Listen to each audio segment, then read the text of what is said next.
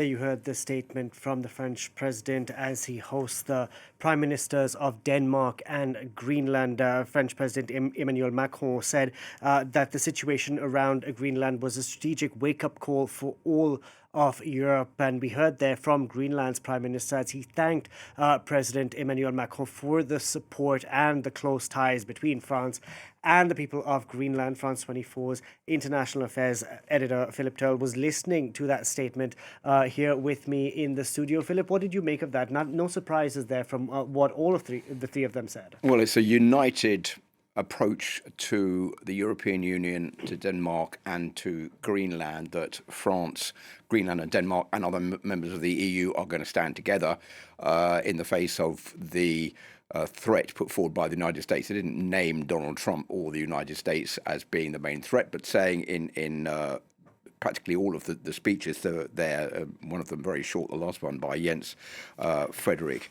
Nielsen, NATO has to play a stronger role in the Arctic.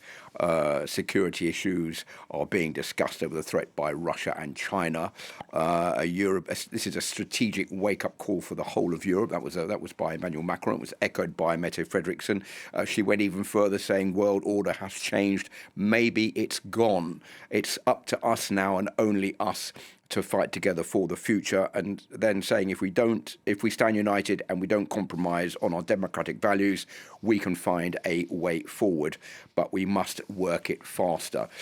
Very briefly, the Prime Minister of Greenland spoke, saying that what is happening in Greenland is not just a unique situation for Greenland, but it's also showing that there are difficult times ahead, maybe, and Greenland and democracy and international and law and integrity must all be respected in the future. And that is something that those three leaders have said they're all willing to fight for. Do you think that the prime ministers of Denmark and Greenland are aware of what exactly went down between NATO Secretary General and Donald Trump last week in Davos when an off-ramp had reportedly been found?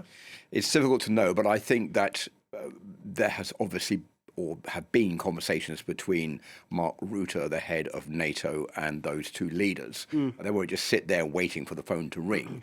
There will be diplomats working behind the scenes on what was discussed between Donald Trump and Mark Rutte and what kind of way forward that could eventually be carved out. The whole problem here, Delano, I don't think is really either NATO or Mette Frederiksen or Jens-Frederik Nielsen. That the problem is Donald Trump, because he is so unpredictable. And I think that is where these three leaders are coming from when they say this. They say this is a situation that we've never seen before. It's now or never that Europe has got to remain steadfast together in the face of this threat. Remember that just a week or so ago, questions were being raised as to what the future for NATO was. Was there going to be a conflict between a NATO member, the United States, and another NATO member, Denmark, and where would that leave Article 5 when one NATO member is supposed to come to the help of other NATO members in the case of an attack? All of that seems to have disappeared into the background for the moment, but there is a feeling, and you can feel that when you hear these three leaders talking, that there is concern that this could all bounce back at some point. We don't know when, but Donald Trump has got other issues on his mind right now with what is going on in Minnesota, the build-up of the US military in Iran. Maybe he's taken a back seat because of the discussion with Mark Rutte over Greenland, but it doesn't mean that Greenland has disappeared off the map as far as he's concerned.